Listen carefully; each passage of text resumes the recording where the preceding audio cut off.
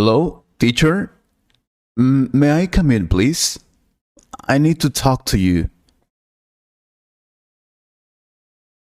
Who is it? Never mind. Come in. I'm not busy now. Good morning, teacher. I'm sorry to bother you. I just wanted to know when the exam will be. Don't worry. Your final exam will be the next week. I suppose on Thursday or Friday.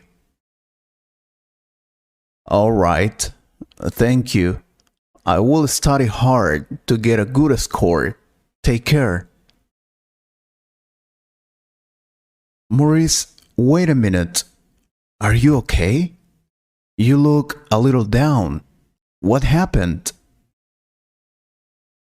Well, do you remember I told you I was going to have an interview to get a new job? Sure, you were very excited about that. I suppose you didn't get it, did you? No, I didn't. I needed to make a presentation in English, but I couldn't. I failed at that. I couldn't overcome my fear of speaking in English. Damn. I see. But you were practicing a lot.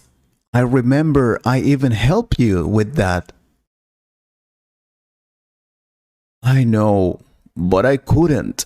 Every time I want to speak in English, I don't know what happens to me. I get scared. I can write, listen, read, or even speak, but just like this, no more.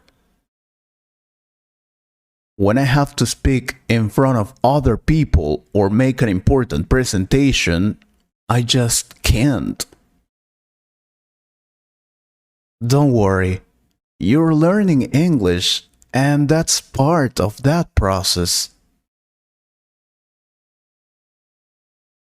And now I'm gonna help you with that, okay? Believe it or not, I know a lot about that. I might look young to you, but I have been teaching English for more than 15 years. I didn't know that. Yes, please. Help me overcome my fear of speaking English. Speaking a foreign language can be overwhelming, and it's mainly because you're forced to get out of your comfort zone and risk failure in order to improve. Instead of feeling like the confident and capable human you usually are in your native tongue, you're thrown back to the time when you couldn't express yourself fluently, like when you were a child. You probably feel afraid that you look stupid when you open your mouth to speak. I totally understand that feeling, Maurice. Now, how to overcome your fear of speaking English? I think the first thing you need to do is identify your fears. What are you really afraid of? When you can identify your fears, you can face them and learn how to deal with them effectively. For example, you can turn that negative self-talk into words of encouragement or pluck up your courage to face your fears. Are you worried that you'll feel embarrassed and forget everything? Then you need to have a plan. Ask yourself, what will I do if that happens to me? You need to have a support or something. It can be to take some seconds to remember what you were talking about or a paper. The idea is to think of the worst case scenario, to prepare yourself as much as possible. It won't prevent you from making mistakes and forgetting, but it can help you overcome that fear. Also, before you start a conversation, why don't you try talking to yourself first? Try to explain yourself that there is no real reason to be scared. Start the conversation without fear. Remind yourself that fear is not rational and that it will only hold you back from your goal. I know it sounds like self-motivation, but believe it or not, it can help sometimes. And also practice privately first. This is something really helpful, believe me. If you're scared of making mistakes when speaking English, why not practice on your own at first? Preparation and practice can help you with your confidence as well. Students don't know, but as much as you think that other people are natural talents, believe me, they surely prepare themselves and practice a lot. However, remember that it takes time and it won't happen overnight. Invest your time and energy into practice. Over time, you will see the improvement. Something that helped me a lot when I had to learn a new language was to speak to myself in front of the mirror.